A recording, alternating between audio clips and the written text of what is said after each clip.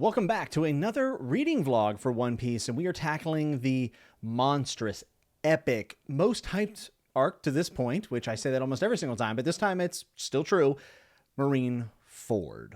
This is Dudes Talking Manga, and I am Jimmy. A reading vlog on this channel means that I read anywhere between like half a volume to a volume at a time for an arc or whatever given arc it is, and then I come give my initial thoughts and reactions, but I also end up building out some theories if I can. Most of them are usually wrong, like almost always they're wrong, but it's a ton of fun, and I'm glad that you're here for checking out for the first time. You can watch all my other reactions here on the channel, and if this is, just another one in the journey and you've been here before, welcome back. This opening, I always do an intro, and then I cover just a few chapters. So this is just the first two chapters of Marineford. I'll put the numbers here up on the screen because I can't remember off the top of my head, but it's the last two chapters of volume 56, I believe.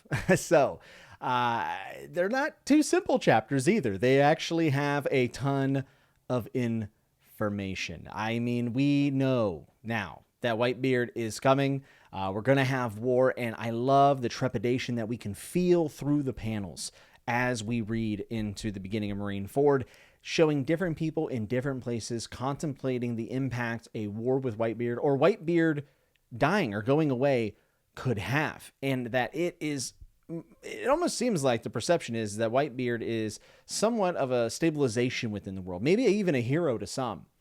And there is a lot of just dread for people, I think, when they consider the fact that Whitebeard might not be around too much longer. Not least of which, in people who love Whitebeard, would be Ace, who's been prisoner, Luffy's coming to get it, all this stuff, right?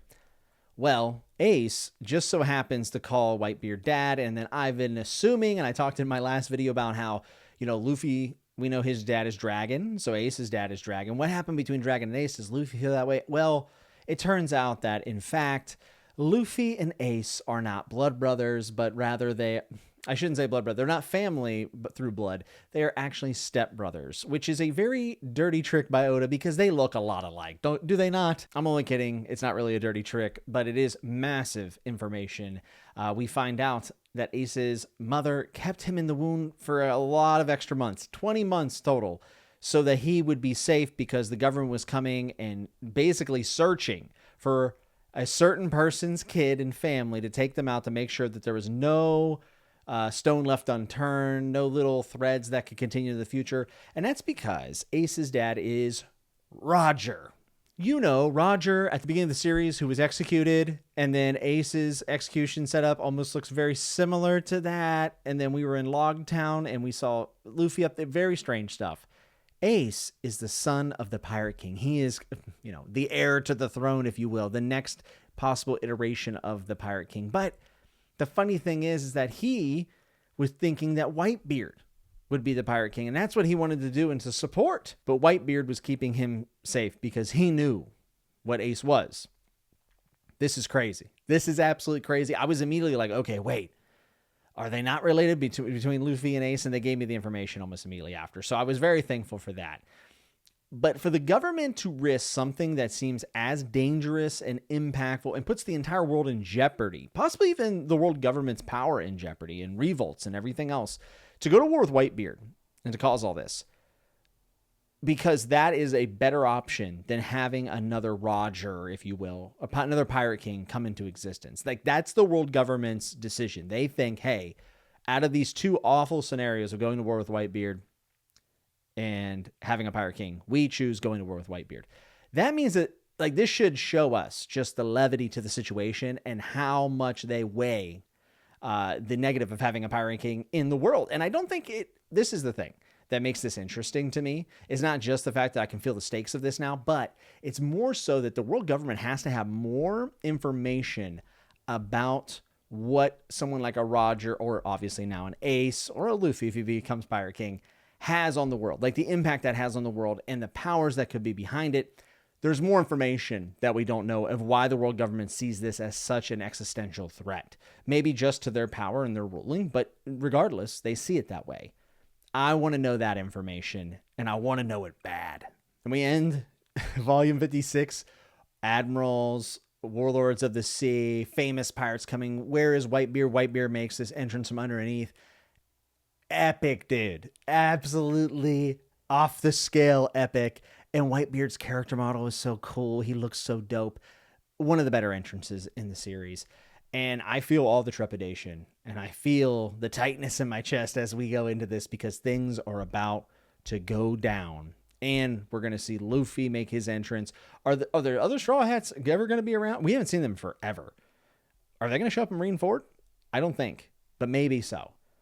And I guess it's time for me to go continue. And I have 3 volumes in this arc, so I will be reading those probably one at a time. So after each volume, I'll come back. So expect like 3 more parts of this video, but it could be more if I'm overburdened with information, which, but based on the first 2 chapters, that absolutely could happen because this is a doozy, to say the least. So I'll see you again for volume 57, or at least part of it. I'm back to cover volume 57, which is 552 to 562. Those are the chapters. If you liked battles in One Piece to this point, I would imagine that, oh my goodness, this would be your volume because this begins the war to save Ace. And it is full of really cool abilities, very, honestly, badass moments, I think, especially Whitebeard end up stomping down the Vice Admiral. Was one of the moments where I kind of like wanted to come out of my seat, like, oh my God, let's go. Whitebeard in action is what I've been wanting to see, to a lot more, character-driven moments and character information that we don't always have, right? When we first meet, I'm thinking of like Kuma here. Kuma, and then also we get a little bit from Garp that kind of flushes him out a bit as well. So it's a lot to take in. I don't comment a lot on action other than just some like standout moments because in the manga, I think the action is better in the anime because it's moving and I have a hard time tracking the action, but the action in that I am reading is very, very good, but it's those more character driven moments that I loved about this. This is an awesome volume, to be honest with you. And even though I feel like we just maybe past that intro to the arc and now we're about to get into the real like meat of it all, it still feels like there's a lot to talk about. We get Ace's backstory, or at least more of it here, and we see his relationship with Whitebeard form. My favorite part was getting to see Ace interact with Shanks, and he's like, oh, yeah, your brother's Luffy? Good kid. That anytime you see red-haired, you're going to be excited. And there's another mention of red-haired a little bit later on, and that's whenever Hawkeye is fighting Luffy, which is one of the cooler battles. Like, I never really thought about them dueling, but pretty entertaining. And Hawkeye says, I'm sorry, red hair, and then attacks Luffy, which, sure, he probably knew about Luffy, but I'm just wondering more about that relationship. And then he says that Luffy was a heaven-sent kid or child or something along those lines. And I'm wondering if this is just a translation thing and it doesn't have any significance and it's just, a weird translation, or is there more to this term?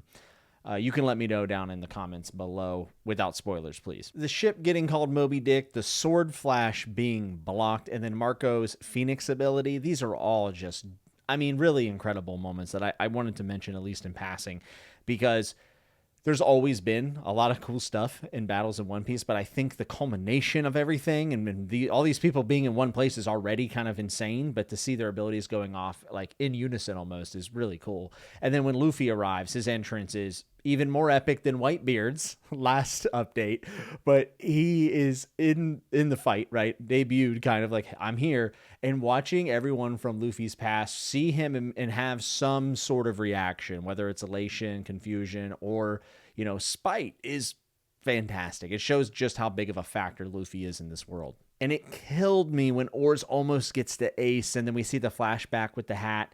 That entire thing. It was a bit of a gut punch for sure. And Doflamingo has this entire spiel about justice is whatever side wins, right? That's the side that justice is on. And it seems like he's going to play his cards to be on whatever side that might be, but it's also kind of the backdrop to this entire thing. And we see the cameras get cut out for the rest of the world to see exactly what's happening here in Marineford. And that's because they don't want to risk rebellion. They don't want to risk the truth getting out there. And that just shows you that whoever wins this battle will be able to write history, just as this world government has restricted about 100 years of history from the past. So the stakes are bigger than just Ace's life. It actually goes far beyond that, because whoever wins this battle will be able to kind of write write this history the way they want, and they could make Luffy out to be the worst human being ever to sail the seas, possibly.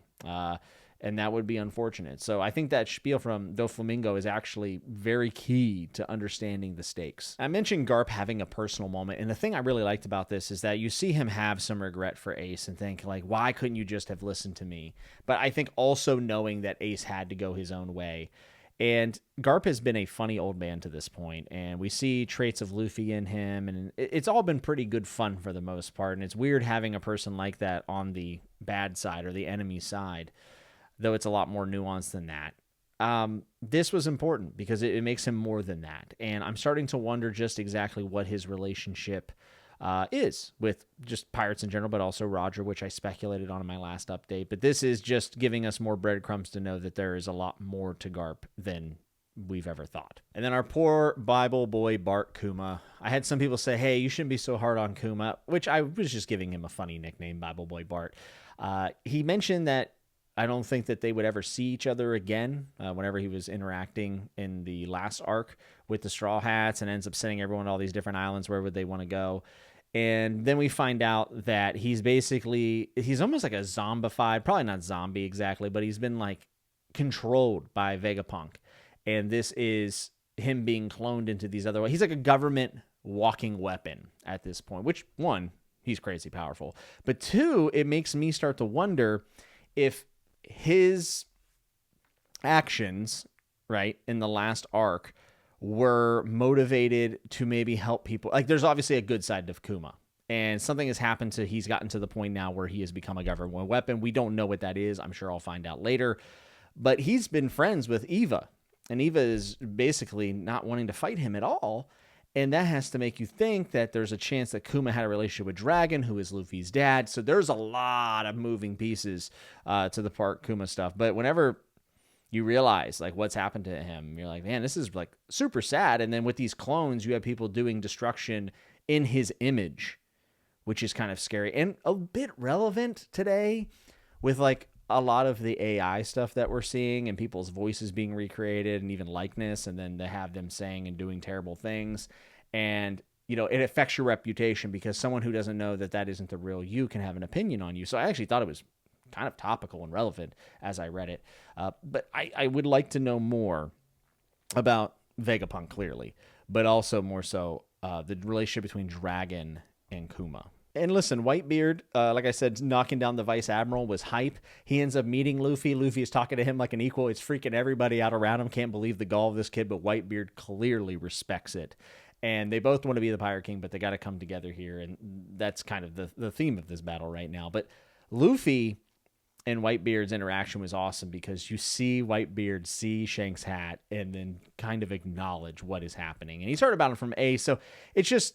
It almost feels like they had probably met before. Like in my head, if you had been like, hey, Whitebeard and Luffy met before, I'd been like, oh yeah, for sure. But this is actually the first time they're truly meeting each other, which is really cool. I think what Hawkeye said about Luffy is awesome here. And he said he has there's something different about him out of the devil fruit stuff. He has a trait that makes people want to help him. And that is the strongest trait of all whenever you're out on the sea trying to become the Pirate King. And that is Luffy embodied into a sentence. And I like that Hawkeye can see this. Hawkeye is another one of these guys. He's fighting against us right now, but there's more to him. Also makes me miss Zoro quite a bit just because of the connection between those two. And then we end this thing after Whitebeard is about to get into the action. The tides are maybe turning, and I don't know how to say this guy's name. Squard? We're going to go with that. Stabs Whitebeard at the end in the last chapter. What a cliffhanger.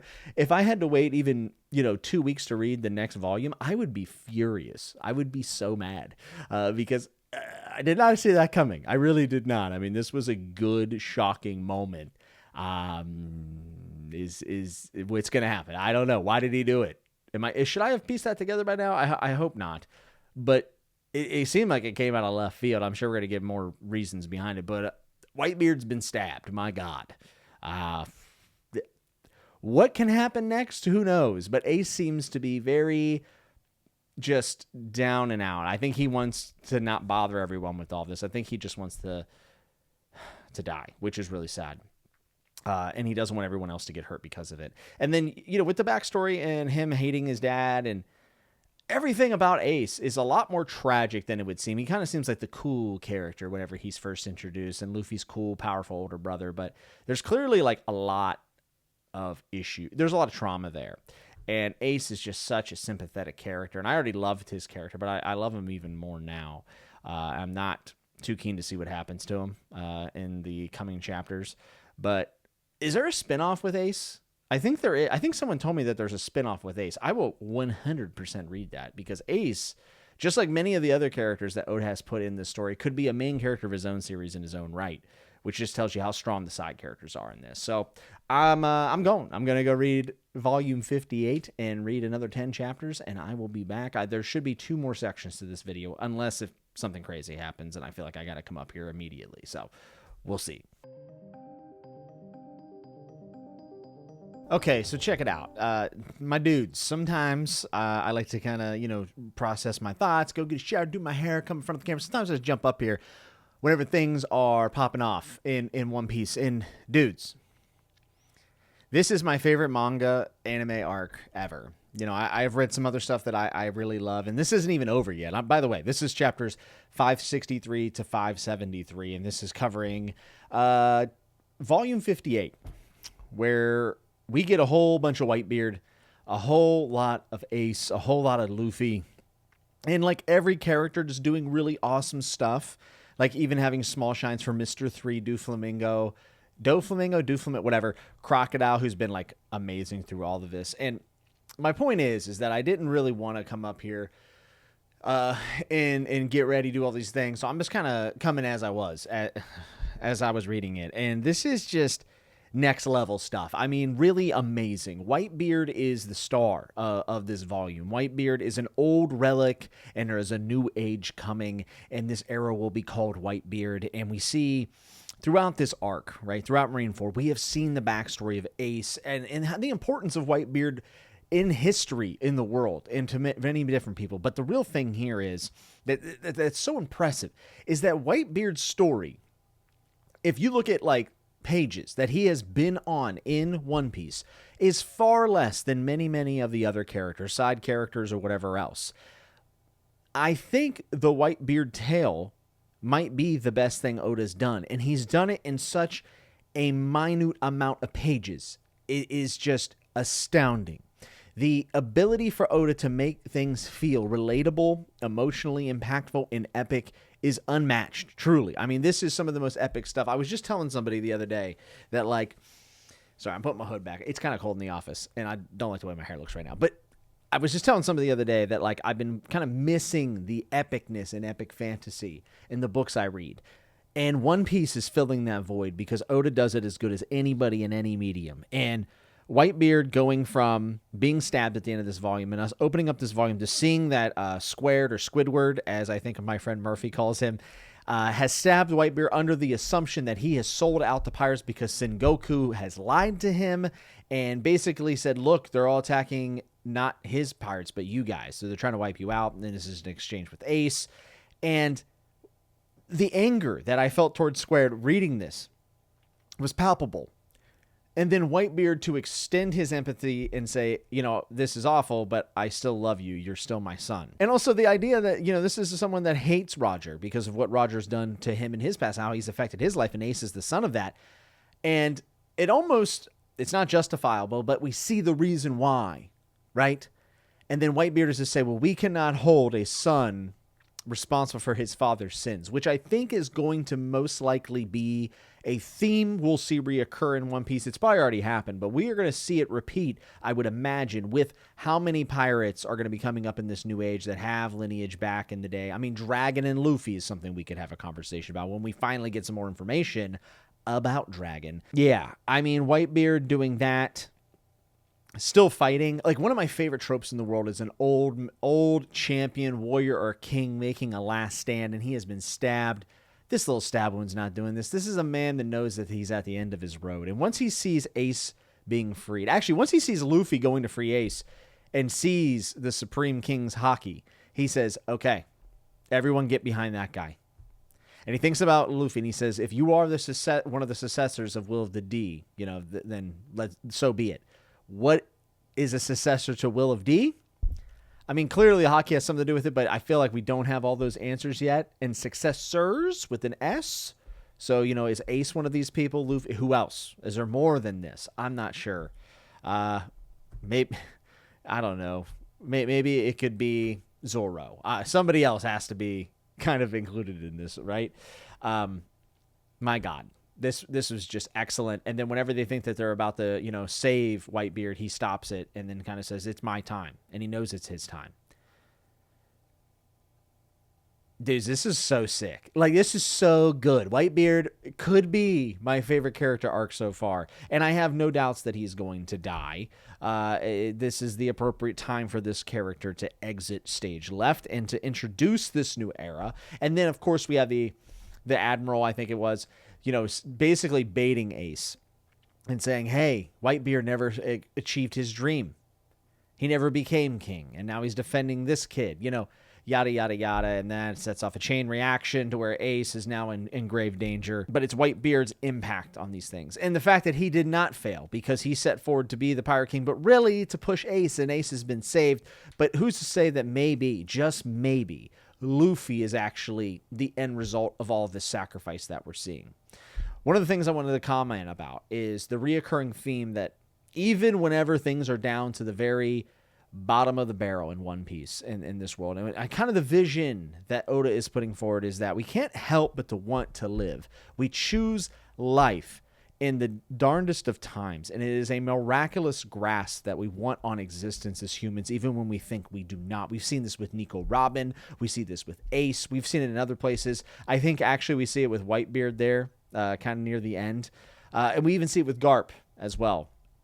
And then also knowing when to give up that life for a better cause. This is just really great stuff. I mean, Ace wanting to live is a bold statement, especially for someone who's been told it'd be better if he maybe wouldn't have been born.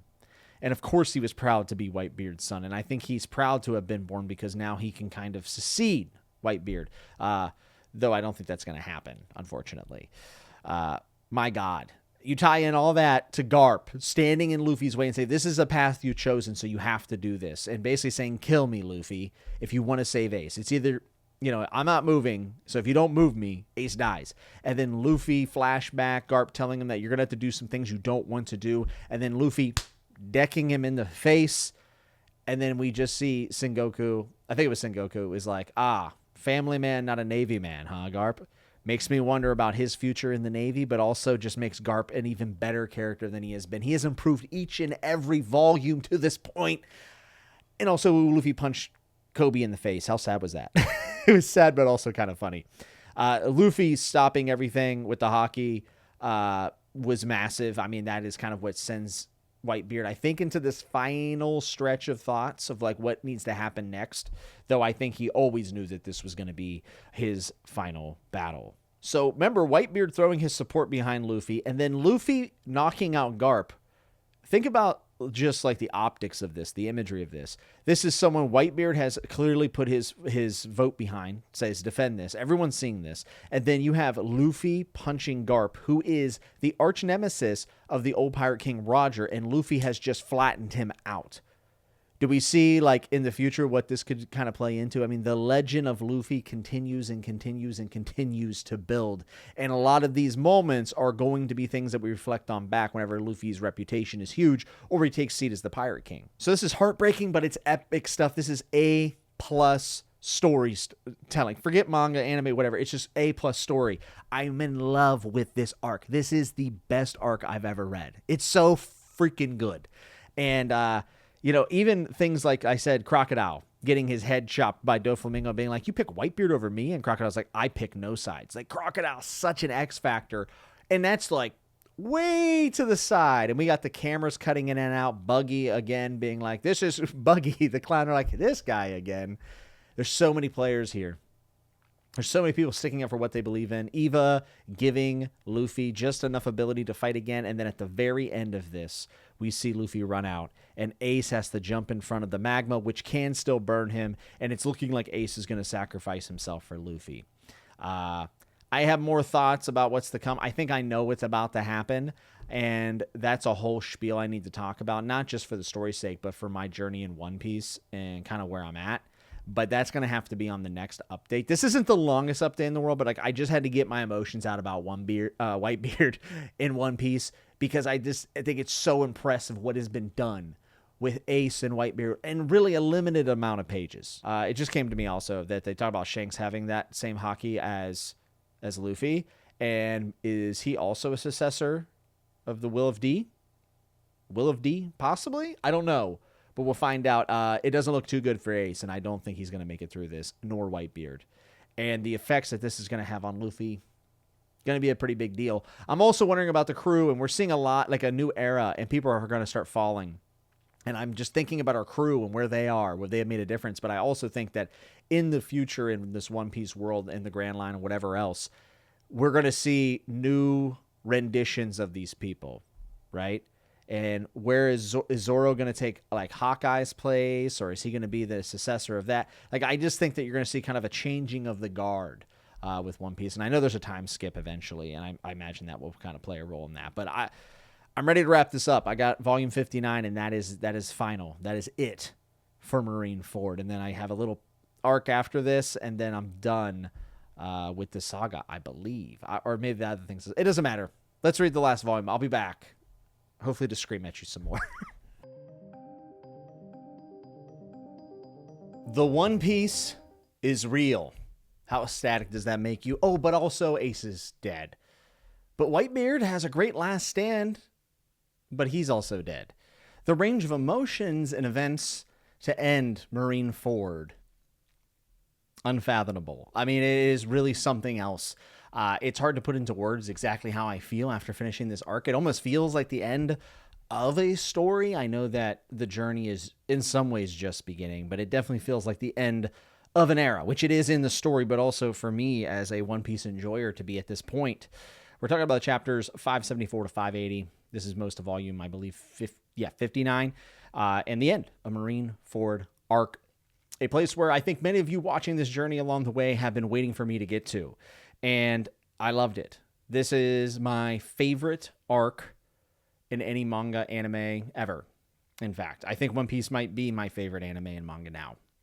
There's been a lot of really great stuff that I've read and watched, but I think this one might take the cake. Thank you for loving me. Luffy gave Ace a lot of meaning. We see Ace sacrifice himself, essentially. And we see a lot of people coming in to try to save the day. How many times have we seen this in One Piece, where someone does just jump in at the last second? Here comes the cavalry, that last second shot that saves the day. But we don't get that. Everyone doing their best for a last-ditch effort to save him, but not succeeding. It's a complete reversal, and it's in the face of every other situation we've seen like this in One Piece. It's very important. And this is sad. I mean, it is genuinely emotional to read and to experience. And just the relationship between Luffy and Ace, and a lot of the context that we got in the flashbacks, seeing that Ace is basically saying, like, I got to stick around, I can never die because I got to take care of you, when in reality, Luffy was taking care of Ace in some ways and giving him meaning. And it's just really touching. And their final panels together, I mean, are heart-wrenching to say the least. This is, without a doubt, the best executed thing in One Piece so far, and the whole Whitebeard thing that I'm going to go over, but I have to address something here, and this is the downside of doing your journey online and doing it in a video format especially, and that is that I was unfortunately spoiled that Ace was going to die in Marineford. And I'm as disappointed. I'm way more disappointed than you are if you're watching this and you've been waiting, for this moment. I'm going to say this now, and I might say it again later. Even though I was spoiled, I still love this. And I knew it was coming, but I didn't know how it was going to happen, right? I love this. I think the execution's great. And it's not as impactful because it was spoiled, but it was still done in a way that it still captivated me, got me genuinely emotional, put tears in my eyes. But I was spoiled. And I'm going to explain how I was spoiled just because I think it's important. So I made comments in previous videos about how One Piece and shonen in general will take a character and put them in a terrible situation and bail them out. And a lot of times death doesn't mean anything, or it doesn't happen. And people were kind of going along with that journey. And I'm sure for people who have read the whole series, that kind of annoyed them because they're like, well, One Piece actually does have a real death. And because of all these other fake outs to this point, this one is so impactful. And I get that. I didn't have that context when I said these things. And I didn't make it sound like it was this overly negative thing. I more so was just saying, well, you know, this is One Piece, so he's saved, so it's not gonna, I'm going to try not to let this bother me, except for like Pels way back when. That one did bother me. I can't remember, maybe this is Water 7 arc or somewhere around there. And people would spoil it in this fashion. And this is why I want to share this, because I need, if you are one of these people, I need you to know that this is spoilers when you say it like this. I said basically no one dies in One Piece, no one dies in Shonen. And I said, yeah, no one dies in One Piece. Just wait to Marineford. That tells me someone dies in Marineford. And who is in the way of danger this time? Ace. And unfortunately, a lot of comments like that, like context clues. I'm not very smart, but I am smart enough to put that together. So when you leave, if you're watching this and you left one of those comments, thanks. You know, people can put things together, and they do read the comments. And then after that, I actually had people to straight up be like, oh yeah, no one dies in One Piece. Just wait till you see Ace and Whitebeard in Marineford. You know, and that one is a spoiler that, you know, is on its face. But the other one, the context spoiler one, is really easy to accidentally stumble across and read because you're not expecting that. And then once you read the sentence, you put it together in your mind, you're like, oh, they spoiled it. Damn. So I have problems with being spoiled. It sucks. And that is part of this thing. But it also makes me wonder if I should continue to experience this series publicly, because if I didn't know and I hadn't been spoiled, this would have been a revelation to me. This would have completely flipped everything on its head to this point in the series where people have been bailed out and have been saved. And I just can't stress how impactful it would have been, even more so than it already was. One of the best things I've ever read is Marineford. Like, don't get it twisted. I love this, and it's still all-time GOAT status, the best. How much more powerful would it have been if I hadn't known? Because I'm telling you right now, before being spoiled, I would have never guessed that Ace wasn't going to get saved. Like, there's literally no way I would have guessed that. Whitebeard, maybe, because you can kind of feel the era coming, so it wasn't as big of a shock that he was going to go down. But for Ace, I would have never guessed this. This is like major. It's the biggest moment in One Piece for me so far. So it sucks that I was spoiled on it, to be honest with you. And I know before you go down in the comments and say you shouldn't have read the comments and this and that, I do this channel and these reactions, and I'm going to get back to the reaction in just a second, but I feel like I have, being spoiled on this, I can't pretend I wasn't, right? I don't do this channel to make a ton of money or do all these other things. That's why, you know, my posts are infrequent, and I'm kind of just going with it as the flow goes, because I don't want to ruin the story for me. I only get to read it first time once, and I just thought it would be cool to document it. Part of this is I like engaging with the One Piece community for the most part. Whenever I've had a little bit of negative things to say, I have actually had some pretty toxic comments. I think I deleted well over like 100 comments on one of my videos that I did where people really thought I was wrong. And there were some people who were very polite with their disagreements, and there's some people who were really brutal. But if I can't read the comments, and I understand spoilers are out there, so like there's like things that kind of like tip you off. Like, okay, I try not to go too far down the upvoted ones for the most part, of the ones that I will try to read. But if I can't communicate with the people that are watching this and spending their time of their day, then what am I doing it for? Because I'm certainly not doing it for any kind of monetary gain or anything. You know, it's nice to get a ton of views and stuff. That's awesome. But I want to interact with people. That's kind of what this whole thing's about. So I know a lot of people are going to say you shouldn't have read the comments, but I don't have a team. I don't have like an editing crew or anything. It's just me. And that's it. So it is what it is. I did get spoiled. I had to put this in this video to explain how I got spoiled, why I got spoiled, and just put out there that when you give people breadcrumbs to say, we'll just wait to Marineford, I am going to be able to pick that up. So don't do it to other people, hopefully when they're reading the first time.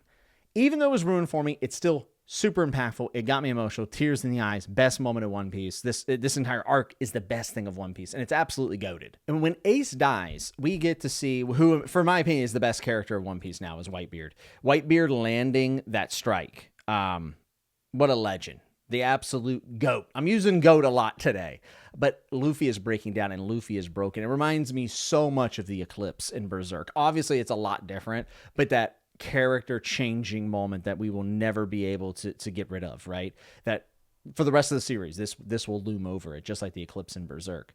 But Whitebeard getting that moment, of like comeuppance and smashing was so important to balance out the moment because I was feeling true despair. Whitebeard even has the opportunity to finally shut up Blackbeard, even if it's only for a moment. He doesn't permanently shut him up, unfortunately. But him just shutting up Blackbeard was kind of like a thank you, Oda. Thank you for this. And then his conversation with Roger. They're talking about this D thing, and it's always been very murky exactly what's going on there. But we know we have Monkey D and then Blackbeard.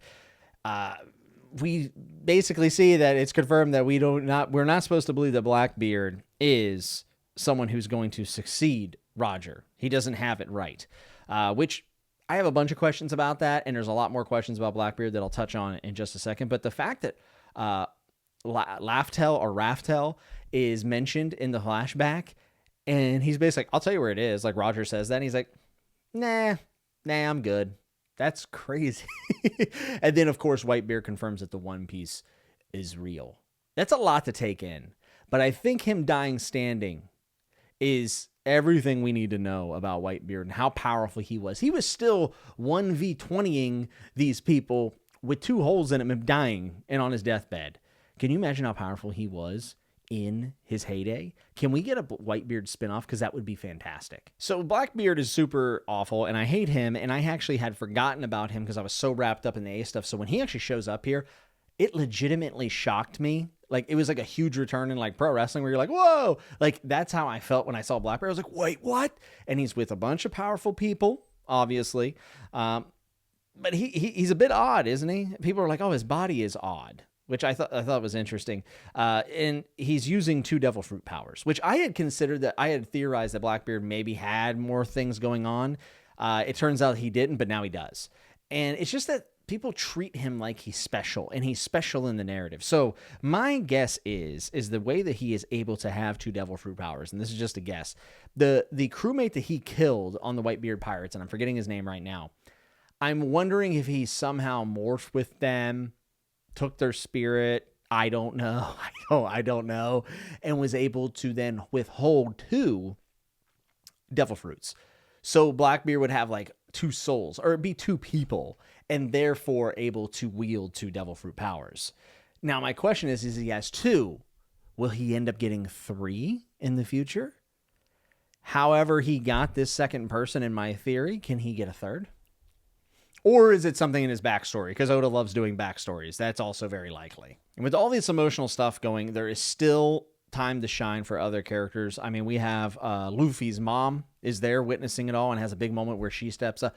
By Luffy's mom, I mean Crocodile, of course. I love Crocodile so stinking much. And I also love him being Luffy's mom theory. And it's nonsense, but I love it. Jimbei has to be one of the most, underappreciated characters. I've never really heard anyone talk about Jimbei's name. I'm sure people do after this point. They probably didn't want to spoil me.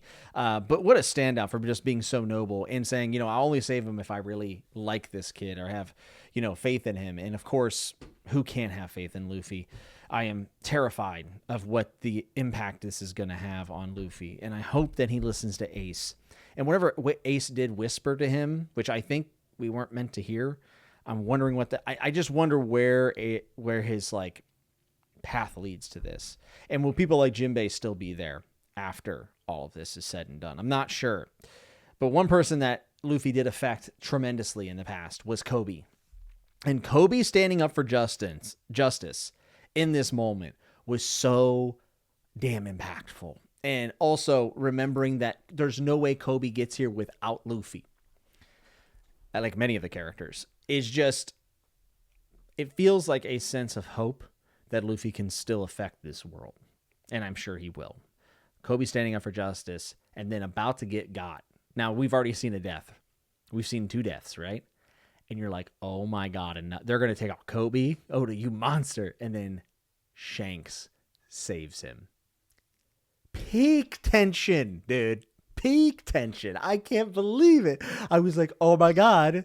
Not only did I forget about Blackbeard, I forgot about Shanks being supposed to show up here, one of the emperors. And he does it and he saves Kobe. That was a holy shit moment for me. Shanks wants Buggy to give back the Straw Hat because Luffy hasn't fulfilled their side of the deal for becoming a great pirate. I think the Pirate King, most likely.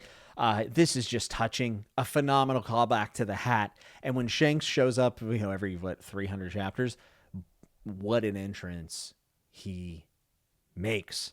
Hawkeye refuses to fight Shanks. And I remember that it's kind of, we know that they know each other or something like this way back in, like from, I don't know, like the first or second arc. I can't really remember. But I don't think I'm supposed to know why he won't fight. So there's a lot of mystery around Hawkeye and why he was willing to fight Whitebeard, but not Shanks. I don't know. I don't know what's going on there. Maybe I should know. Maybe I should be able to piece it together. But with all of the information I've taken in over 500 and how many chapters? 580 chapters. I'm forgetting if I should know. But I'm going to keep my eye out for it in the future. Shanks ends the war. The One Piece is real. Ace is dead. Whitebeard is dead. A new era has begun. Captain Law ends up taking Luffy, saying, even if we're going to be rivals in the future, you know, I will save you now because I'm a doctor. All these new faces, they're not new because we've seen them, but like you can tell a whole new cast is about to rise up on the Grand Line because one of the biggest pirates in the world is dead, and that will create a power vacuum. People trying to step up. Blackbeard is clearly maybe the most daunting person in the entire world at this point, and Luffy is a shattered human being. Not to mention, Marineford goes this entire time, other than the cover stories, with not having the crew. The crew are not aware of what's happened with Luffy. How is that going to shake out? And how are we going to get reunited? I don't know. But I'm exhausted from reading this. I love this so much. It is one of my favorite story arcs I've ever read in any medium. It's easily my favorite manga and anime arc. And One Piece, I think, is now my favorite story. Like, story for manga and anime. It's just incredible. I would put it in the top 5. For all-time stories, any medium. I love this so much. And I know I went on and on about being spoiled, but I just felt like it was very important to give that context. Because I'm not going to come up here and pretend I wasn't spoiled. Like, I was. But, and yes, it would have been more impactful, but it was still 10 out of 10 phenomenal. Insane. Without the spoiler, it probably would have been, I don't know if I would have been able to handle myself. I probably would have been losing my mind a little bit more in front of the camera. But truly tremendous. I know post-war arc is after this. I don't know if I'm going to do like vlog style like this, or maybe I will just do a overall thoughts video. And then I am aware that there's a time skip. I don't know what I'm going to do post time skip, and we'll see. I have to reflect if I really want to continue doing this publicly, not because I love people checking these out and getting to relive the series and laughing at my stupid theories and from 99% of you being super duper friendly. But I am worried that there are going to be some other tremendous moment and I won't get to experience it just completely blind.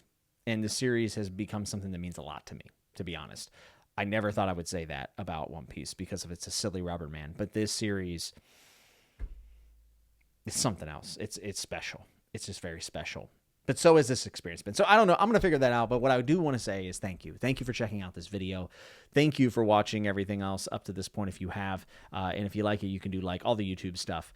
But wow, I'm a bit speechless. And I'm almost scared to see where Luffy is mentally after this. And I hope he can return to being himself. But I don't know if you ever could be 100% okay after something like this. So it's just really impactful. And a lot more to talk about. Now that I finished Marineford, I'm going to read post-war, and then I'm going to have some conversations with my friends Murphy, Alan, and other people in the One Piece community. I think those will be a lot of fun, and I think that also it might be a good way of getting out some of my emotions for this, seeing other people, because seeing other people get emotionally attached to something also gets me that emotional as well. So all that to say, we've did it. We've read peak One Piece, possibly? Is there another peak after this? I am a little worried that nothing else will ever be this good in One Piece because this was so good. But I guess we will see. Thanks for checking out this video. I hope that you're good. I hope you're well. I hope you're safe. And we'll see you again real soon here on Dudes Talking Manga.